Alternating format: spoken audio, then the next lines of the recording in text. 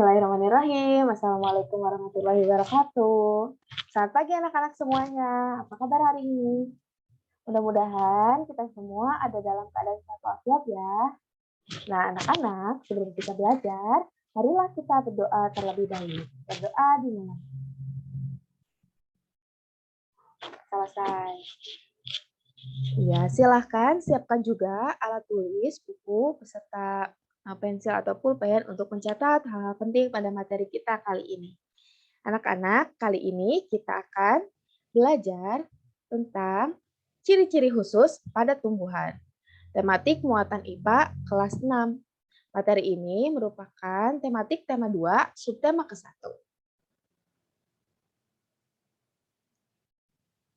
Tujuan pembelajaran kita kali ini, yang pertama, siswa dapat menyebutkan macam-macam tumbuhan yang memiliki ciri khusus. 2. Siswa dapat mengidentifikasi ciri-ciri khusus pada tumbuhan. Anak-anak, tahukah kalian, jika kita perhatikan, ciri khusus dari setiap tumbuhan terlihat unik dan menarik. Ciri khusus yang dimiliki tumbuhan pada dasarnya bertujuan untuk beradaptasi atau menyesuaikan diri dengan lingkungan agar dapat bertahan hidup. Agar dapat bertahan hidup, makhluk hidup harus dapat menyesuaikan diri dengan lingkungannya. Kemampuan makhluk hidup untuk menyesuaikan diri dengan lingkungan disebut adaptasi. Tujuan dari adaptasi, yang pertama, untuk mendapatkan sumber makanan, kedua, untuk melindungi diri dari musuh, yang ketiga, untuk berkembang biak. Tumbuhan yang pertama adalah tumbuhan kaktus. Ciri-ciri khusus dari tumbuhan kaktus, diantaranya termasuk tumbuhan yang hidup di daerah kering atau xerofit. Mampu hidup di tempat tandus seperti gurun pasir. Daun kaktus memiliki perubahan bentuk menjadi duri untuk mengurangi penguapan. Nah, jadi duri-duri ini sebenarnya adalah daun kaktus yang sudah mengalami perubahan.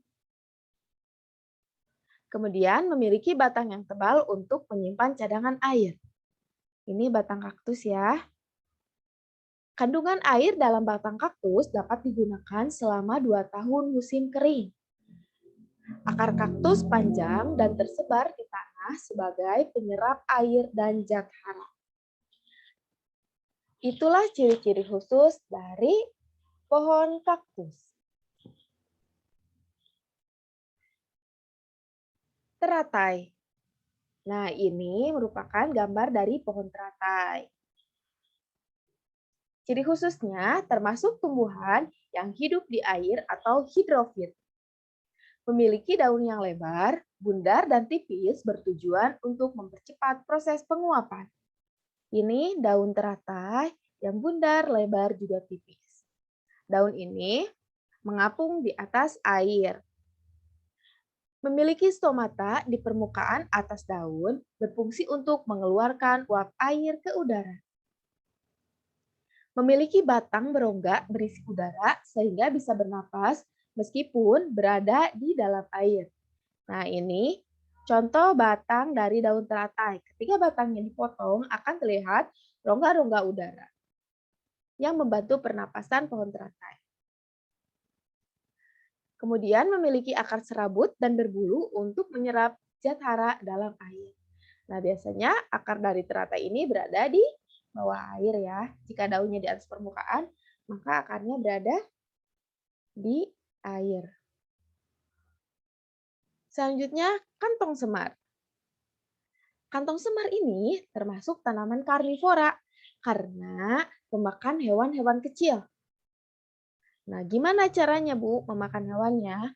Pada dinding corongnya, ini dapat menghasilkan cairan manis atau nektar yang dapat menarik serangga. Nah, sini ya, di permukaan sini, tumbuhan kantong semar dapat menghasilkan nektar atau cairan manis. Kemudian nanti, serangga yang hinggap akan tergelincir ke dalam corong karena corong licin berdapis lilin. Nanti serangga akan hinggap, terjebak di ujung permukaan ini, kemudian akan tergelincir masuk ke dalam tubuh kantong semar. Kantong semar mencerna serangga untuk memperoleh nitrogen. Tumbuhan ini tumbuh di daerah rawa yang kandungan nitrogennya sedikit, sehingga kantong semar ini memerlukan serangga untuk menambah asupan nitrogennya.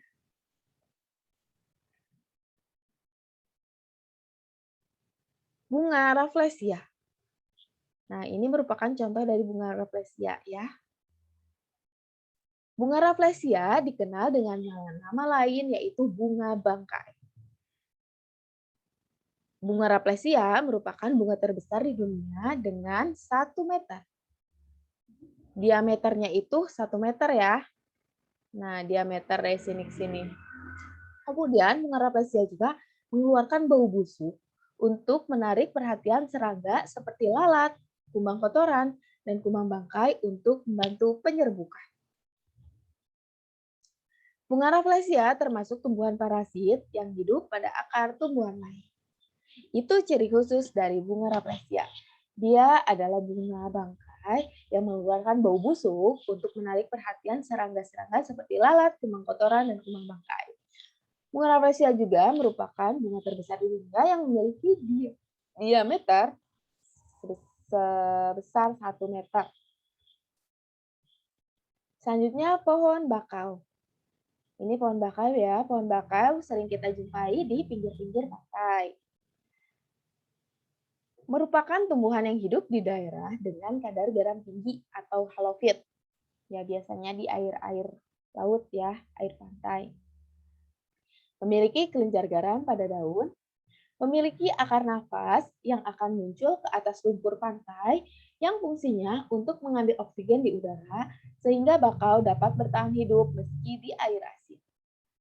Kemudian, tumbuhan bakau yang tumbuh pada zona terluar memiliki akar tunjang yang besar dan kokoh guna menopang badannya atau pohonnya saat berada di tanah berlumpur serta bertahan dari ganasnya gelombang.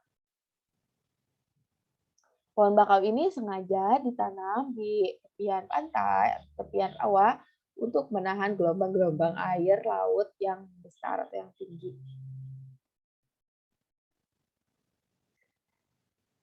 Putri malu. Nah, ini contoh tumbuhan putri malu ya. Pernahkah kalian melihat contoh tumbuhan putri malu ini? Nah, putri malu ini memiliki ciri khusus. Yang pertama, bunga putri malu beradaptasi dengan cara menutup daunnya saat daunnya disentuh, ditiup, atau terkena suhu panas. Jadi, yang asalnya daunnya terbuka, jika kita sentuh, maka daunnya itu akan otomatis menutup. Kemudian, putri malu juga memiliki batang berduri tajam yang berfungsi untuk melindungi diri dari hewan pemakan tumbuhan. Selain daunnya bisa menutup, dia juga memiliki batang yang berduri. Nah, apabila umbi atau batangnya dipotong, nantinya akan dapat menumbuhkan akar yang baru. Dan akar tersebut kemudian akan menjadi tumbuhan baru atau putri malu yang baru. Selanjutnya, anggrek. Nah, anggrek merupakan jenis tanaman epifit yang hidup menumpang pada tumbuhan lain, tapi tidak merugikan tumbuhan yang ditumpanginya. Memiliki bunga yang berwarna cerah untuk menarik perhatian serangga yang bisa membantu proses penyerbukan. Memiliki akar gantung yang digunakan untuk menyerap air hujan. Kemudian, anggrek juga dapat menghasilkan makanannya sendiri, sehingga tidak mengambil makanan dari inangnya atau dari tumbuhan yang ditempelnya. Maka dari itu tadi, anggrek dikatakan bukan parasit. Parasit itu bukan pengganggu. Ya. Nah, itu tadi contoh dari tumbuhan-tumbuhan yang memiliki ciri khusus. Tadi ada tumbuhan kaktus, tumbuhan teratai, kemudian danau semar, bunga Rafflesia, terus pohon bakau, pohon anggrek, dan juga putri malu. Nah, setelah menyimak materi tadi, sekarang Ibu ada sedikit kuis ya. Coba kalian tebak. Tumbuhan yang dapat hidup di padang pasir. A atau B? Rafflesia atau kaktus? Ya, pintar. Jawabannya adalah kaktus. Kemudian, tumbuhan pemakan serangga. Kantong semar atau teratai ya? Pintar. Jawabannya adalah kantong semar. Tumbuhan yang daunnya dapat menutup ketika disentuh. Apakah anggrek atau putri malu ya? Pintar. Jawabannya adalah putri malu. Tumbuhan yang mengeluarkan bau tidak sedap. Rafflesia atau pohon bakau ya. Jawabannya adalah bunga rafflesia.